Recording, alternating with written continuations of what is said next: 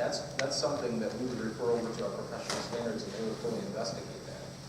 And I mean, we've had troopers charged criminally with assaulting people during arrests. We had some in Detroit that were charged with kidnapping after they took an individual from a particular location just because he was a vagrant and transported them up to another city.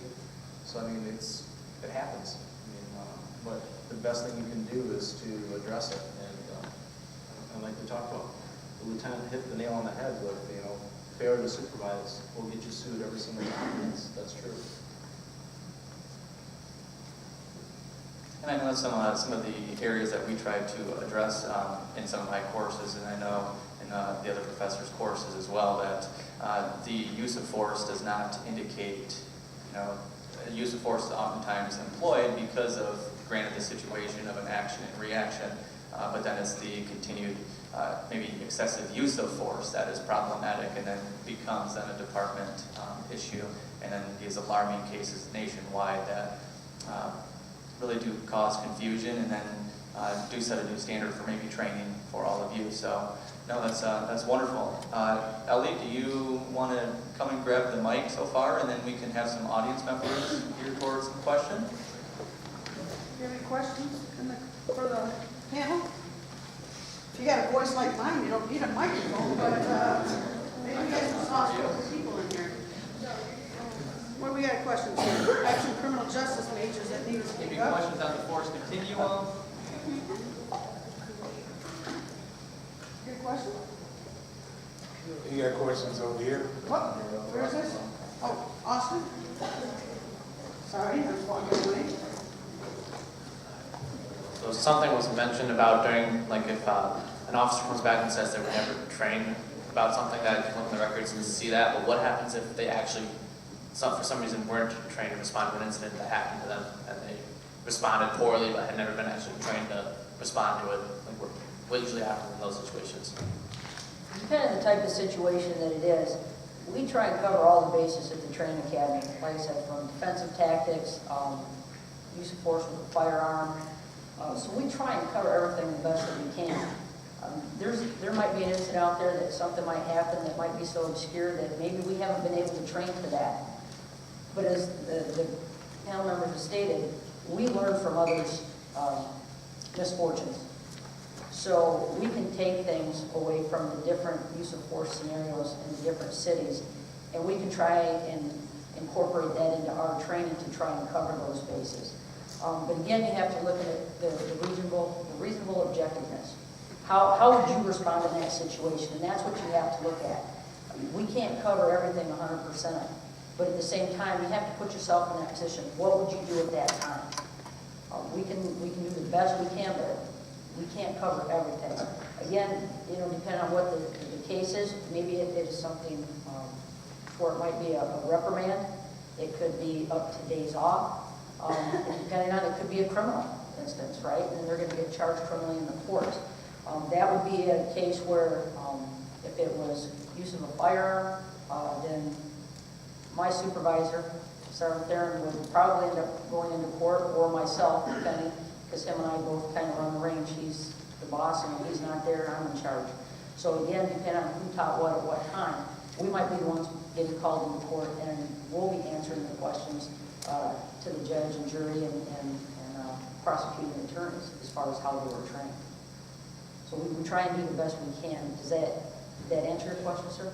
Can I add on to that too? Trooper Ford and anyone else open to this, could you briefly talk about the totality of the circumstances in regards to maybe just a immediate interaction with any citizen? Judge Piscopo. Well, really, that applies across the spectrum. I think our students here are so familiar with that. But you take each case and you try to look at what's involved in a particular case. It's almost like a checklist. And case law is a good way to learn about that. What will the judge, what will the jury look for? What happened? What was the officer's response to that? What was the severity of the crime? Could some type of less use of force, would that have been more appropriate? All these factors are taken into consideration. And from that, then The judge, if it's in a summary disposition case where someone has said they have filed a civil lawsuit to try to get monies because the police officer did not do their job properly, if it doesn't meet a certain standard, and if it's something that a jury no way could come up with the possibility of a recovery for the plaintiff, the person who's injured, the judge can summarily dismiss that case. A lot of cases are also settled. If it gets past a motion for summary disposition, a lot of cases are settled because the parties don't want to take a chance of what might happen if it goes to court. But those that do go to court, those that become published decisions, give us a good idea in the future what to expect. So again, it's really tough to answer that question because you have to know the facts and circumstances of that particular case. What did the person do? What did the citizen do? How did the officer react? How did it escalate? What did the officer do in response to that? What was the underlying severity of the crime? Things of that nature. That's exactly what we're going to look at. And once you take all of that into consideration, there should be there's an expected outcome at that point. I think Lieutenant Detective Moore addressed that issue too. Before we make any assumptions about what is existing and taking place in the media, we really need to gather all the facts before we can then pass judgment on that. So, no, good, thank you.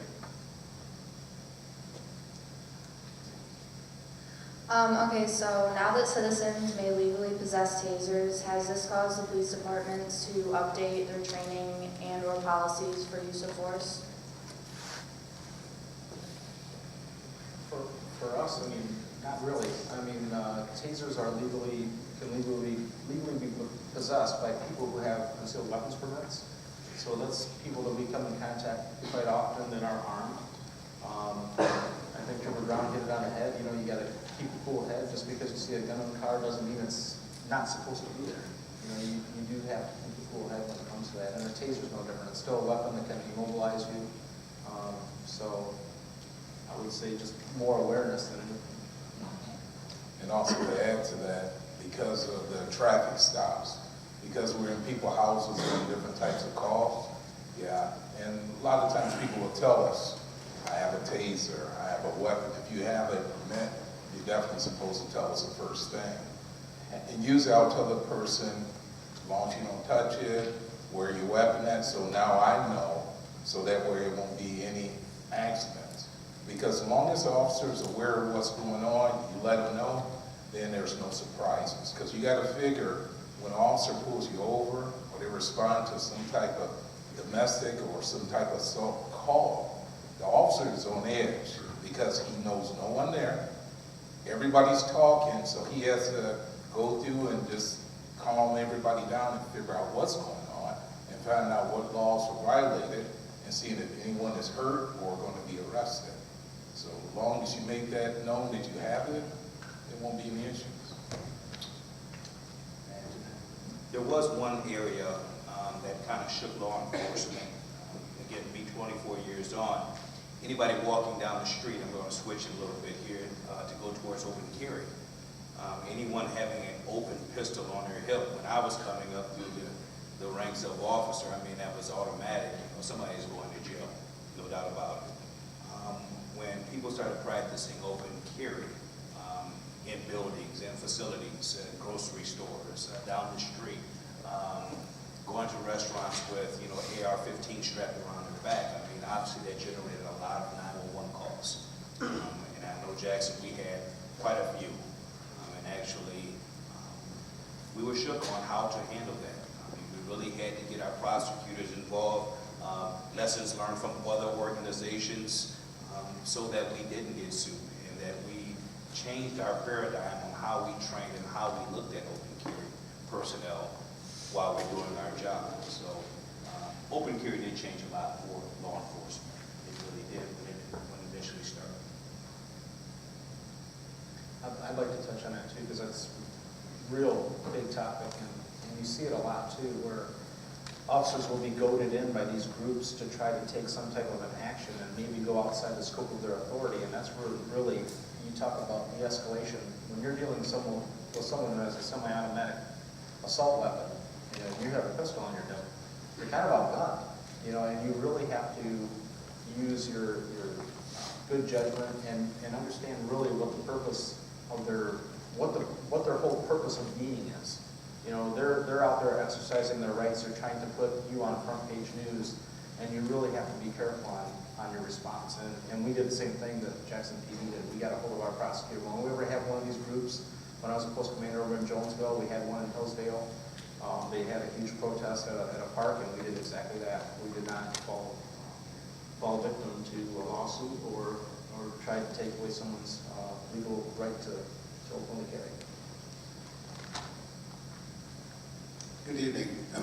My question is going to be about the fact that we live in a very multicultural society nowadays. And I'm sure that everyone up on the stage has come in contact with somebody they could not communicate with, either verbally because of language difference or because perhaps it was a deaf mute and needed a ASL capability in order to communicate. If someone's agitated and you cannot communicate with them, how do you handle that situation? Do you have resources available where you can call in for a translator on the job in the field? Just how would you handle that situation? That's a great question. In fact, I teach a course called Fair and Impartial Policing that talks about implicit bias. And one of our case studies is the Amadou Diallo case, where it was a Haitian immigrant who was on the porch, and all he was doing was standing on the porch. And these officers saw him, and there was a rash of break-ins, and they took him as a suspect, but he was standing on his own porch. Unfortunately, he couldn't communicate with the officers, so he tried to run, get back in the house, and they ended up killing him.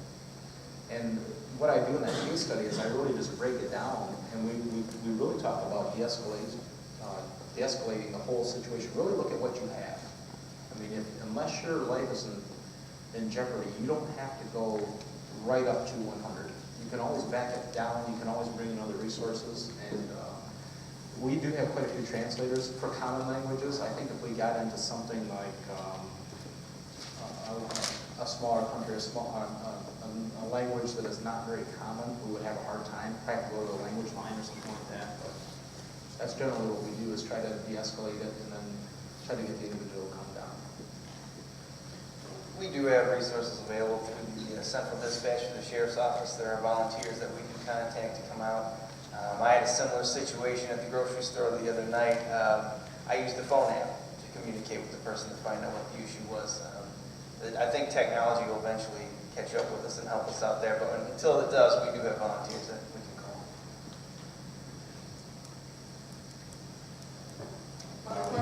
I'll even add to that. As far as being on patrol, I've come over the 23 years I've been out there. I've come over people that are deaf. And what usually happens is when I'm communicating with them, they tell me, they have a card that says I'm deaf. I will get out my notebook and I will write. Because most of the time they can read letters. But I'll go ahead and write, and we'll exchange my notebook back and forth. So I'm explaining to them the reason why they're being stopped, and that way they can tell me what's going on. Also, in our area in Monroe County, we have Border Patrol. So we get a lot of Hispanics in our area, and usually if I come across a Hispanic driver who does not speak English, which I didn't think that was possible to get a Michigan driver's license, and you couldn't, but it is. So we'll get Border Patrol, we'll have one of the agents, they're fluent in Spanish, and have them communicate with the driver so we can explain to them why they're being stopped. My question is how would you respond, or rather, how are you trained to respond as far as when it comes to jumping the continuum, going from a low-level situation to a high-level situation, vice versa? I guess it would depend on the situation. If you're, prime example, traffic stop, he was an elderly gentleman in his 60s, stopping for a taillight out, didn't have a seatbelt on. This was before seatbelt law became a primary stop. So myself and my probationary trooper, we stopped this gentleman, get him back, file check, and we ended up having a warrant. And when he gave him his license, I guess he had a substantial amount of cash on him. And to me, it appeared he would have had enough to post his bond, right? So It was as simple as I went back up, advised him of the warrant.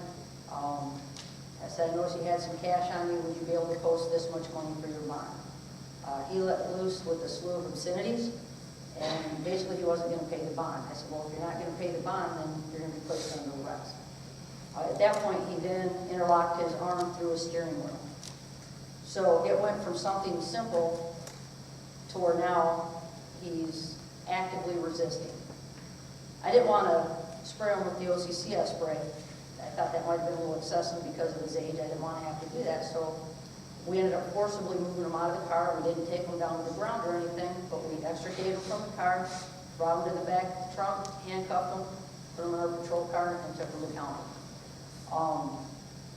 So something very simple that could have been handled, but like I said, there's just some people that you can't talk to. He didn't want to pay his bond. So again, when you look at a subject's actions, you might have to escalate it. I did not want to have to put my hands on this gentleman, but at the same time, when your hand gets forced to a certain point, I can't just say, okay, well, we'll forget the warrant, you can take care of it later and you're on your way. I can't do that. You know, so again, depending on what the subject's actions are, you might have to jump over one. I tried being polite, you know, trying to get the money from him to pay the bond. That didn't work. And when I asked him to step out of the car, he hit the door lock. The window was down, so I mean, that was no big deal. But when he started intertwining his arms through the steering wheel so he can't come out of the car, you know, then you're at that point forced to go hands on. So, and then just that simple warrant he could have posted his bond for and went on his way with an appearance ticket to go to court on a certain day. Then he ended up getting charged with obstructing, resisting obstructing. So then he ended up, you know, that's a 2-year misdemeanor. So, you know, just something so simple, it escalates. And again, it's, when things get out of your hand, you might have to take that next step up where you have to go hands on. And I know the panel said, you know, the last thing I want to do is put hands on somebody. The last thing I ever want to do is have to employ deadly force. I've gone 22 and a half years. I've drawn my weapon a couple times in the line of duty. Thank God I didn't have to use it. And I tell that to every recruit I train. I pray to God that never, during their whole career, they ever have to draw and use their weapon. Because I can't even imagine ramifications afterwards. You might be justified, but you're a human being. You have a soul, you have a conscience, and that choice you made, you have to live with for the rest of your life. And you might only have a split second to make that decision. Does that answer your question, sir? Yes, it does. Thank you. Alrighty, I have a question for you real quick. I'm not a criminal justice major, I'm a social work, but I had a question about something you said earlier.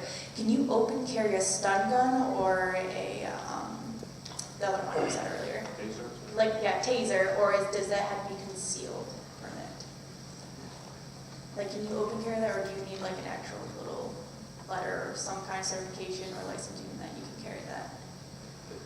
The taser is kind of a little bit different because it's the only exception to carry it is that you're a CPL holder.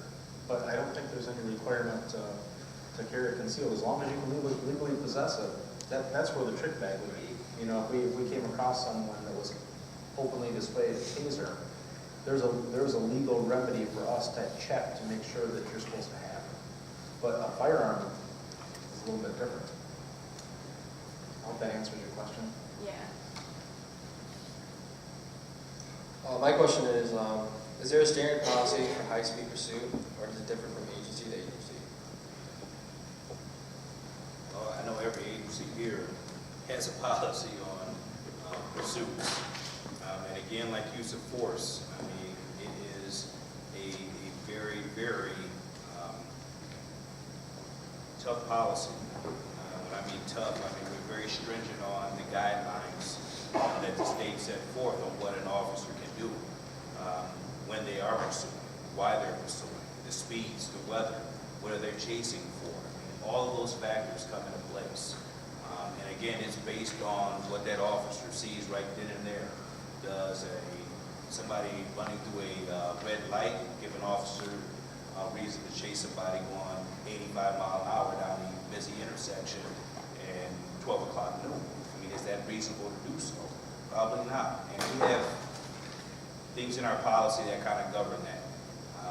We also have, again, like I said, supervisors that work that will terminate something that is definitely not reasonable based on what that officer is actually calling out the reasons why they're pursuing. So yes, policy with use of force and vehicle pursuits are weighed on a lot, trained on heavily. I think Lieutenant Simpson and I are going to be the only ones with a different policy here as the two roses between the state thorns. But what we base our policy on, there's the Michigan Association of Chiefs of Police, there's the International Association of Chiefs of Police. They put forth model policies for member agencies to use. They try to base it on best practices, on reducing liability. So while Jackson and Adrian's policies may not be identical, they're going to be very similar in the elements, just worded a little differently, if that answers your question. Those are available for all of us to use. And Lieutenant Simpson hit on it at the beginning that we also have a training consortium with 25 member agencies. So if his policy varies from ours a little bit, we're going to share that information and we're going to learn from each other's experience, and maybe we're going to tweak ours or they're going to tweak theirs to make the best we can. We have a policy that's very thick when it comes to all the justifications for a pursuit. I mean, exactly like theirs. We also do blue teams, that early warning system I talked about for use of force. We do a separate report for each pursuit, and the trooper has to outline every single one of the factors: ticket violation, road conditions, the traffic at the time. All of that stuff are factors that either allows a pursuit to continue or discontinue. Then we have what some people refer to as the 7 deadly sins, or the life-threatening felonies, whatever you want to call them. If we're pursuing a subject that committed one of the life-threatening felonies that we can use their firearm for, we'll continue the pursuit. We can actually ram the person with a vehicle to put an end to that into the pursuit for one of those life-threatening felonies. Oh, yeah, pursuits are fun. They're fun. High speed, you see them on TV, they're a good time. Our supervisors are monitoring the radios because we're calling out everything. We're going here, we're on this road, the traffic, and the supervisor will ask, how is the traffic? Is there anything else going on while you're chasing? So they're fun, but they keep you regulated. So I've been in quite a few chases and I've been canceled or called off a chase because it starts to get too dangerous. But you definitely have to be aware of your surroundings during the chase, because you can be on a freeway or you can be in a neighborhood. But we have the rules to follow. All the troops know the rules. It's just our supervisors are just holding the reins to make sure we don't get out of control. I'll hit on something else that Trooper Brown, and I know he does this because he's very conscientious, but the troops have the authority to terminate a pursuit whenever they want. It doesn't have to be a supervisor. It could be the officer on the street. If the trooper thinks that it's getting to the point where it's too dangerous, we've seen this many times where they'll say, we're going to discontinue because they've just reached that point. They'd rather do that than see somebody get killed. Yeah. It's such a high liability issue, like use of force and pursuit policy. Again, like the state police, they do their blue team. We do the same thing. You have a pursuit memorandum you have to complete. The supervisor, the officer has to complete a certain form for pursuing. It's all reviewed. We look at everybody's video that is working that day during the time that pursuit happened to make sure other officers, when they're hearing this pursuit, are driving correctly, because it is a very high liability item here. When the officers, they step outside of policy, lose control of that vehicle, kill someone, or even kill themselves, I mean, that's a bad day for any municipality, county, or state agency.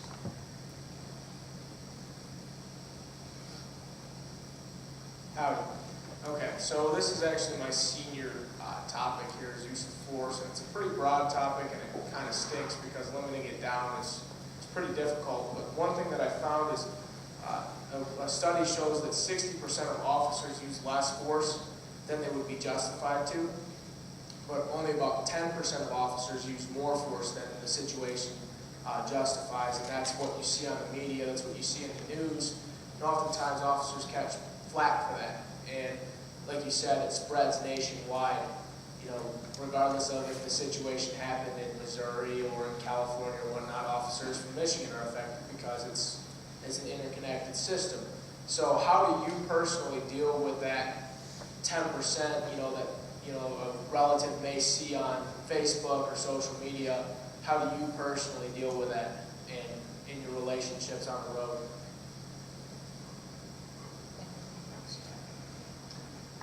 Well, I guess I'll start that one. You have to take everything as an individual, because take for instance, I pull you over, you're speeding. I don't know that your mother just passed away. I don't know that you had a death in the family. I don't know if you had an assault, you got an argument with your wife before you took off. You're angry at the world, you're not concentrating, you're just trying to get somewhere.